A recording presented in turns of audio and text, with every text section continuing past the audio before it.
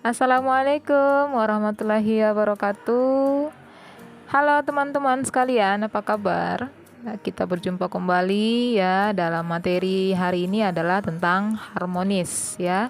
Dengan saya Melisa Huta Barat yang merupakan angkatan 17, nomor absen 01, peserta Latsar CPNS 2022 Kabupaten Nias Utara. Dengan pengampu materi yaitu Ibu Yam Nur Mahlia SST MKes yang diselenggarakan oleh BPSDM Sumatera Utara. Kira-kira apa sih itu harmonis? Ya, harmonis itu ialah sebuah istilah yang merujuk kepada makna keselarasan ataupun keserasian atau biasa kita sebut dengan seia sekata. Hal ini biasanya berkaitan dengan rasa, aksi, gagasan, dan minat. Lebih jauh, harmonis ini ada kata kuncinya. Yang pertama adalah peduli, yang kedua perbedaan, yang ketiga selaras.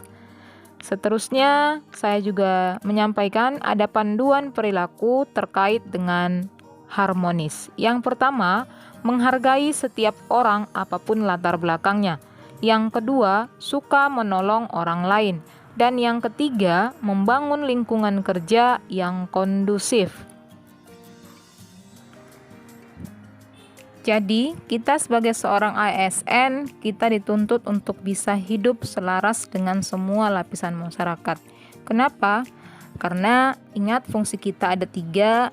Kita adalah pelaksana kebijakan publik, pelayan publik, dan perekat pemersatu bangsa. Mengapa suasana harmonis itu perlu? Karena kita bekerja dalam lingkungan yang harmonis akan membuat kita secara individu tenang, menciptakan kondisi yang memungkinkan kita untuk saling berkolaborasi dan bekerja sama meningkatkan produktivitas bekerja dan kualitas layanan kepada pelanggan. Dan kira-kira apa yang bisa kita lakukan untuk menciptakan suasana harmonis? Yang pertama adalah membuat tempat kerja yang berenergi. Kemudian memberikan keleluasaan untuk belajar dan memberikan kontribusi. Dan seterusnya berbagi kebahagiaan bersama seluruh anggota organisasi ataupun unit kerja. Kemudian saya akan menyampaikan beberapa peran ASN dalam kehidupan berbangsa dan menciptakan budaya harmonis dalam pelaksanaan tugas dan kewajibannya. Yang pertama, posisi PNS sebagai aparatur negara, dia harus bersikap netral dan adil. Yang kedua, PNS juga harus bersikap toleran atas perbedaan untuk menunjang sikap netral dan adil karena tidak berpihak dalam memberikan layanan. Yang ketiga, PNS juga harus bisa mengayomi kepentingan kelompok minoritas dengan tidak membuat kebijakan peraturan yang mendiskriminasi keberadaan kelompok tersebut. Yang keempat, PNS menjadi figur dan teladan di lingkungan masyarakatnya. PNS juga harus menjadi tokoh dan panutan masyarakat. Dan yang terakhir, dalam melaksanakan tugas dan kewajiban, PNS juga harus memiliki suka menolong. Beberapa penerapan nilai harmonis dalam lingkungan tempat saya bekerja yaitu di SMP Negeri 6 Lahewa adalah yang pertama, saling menghormati dengan kepala sekolah, rekan sejawat, dan penjaga sekolah.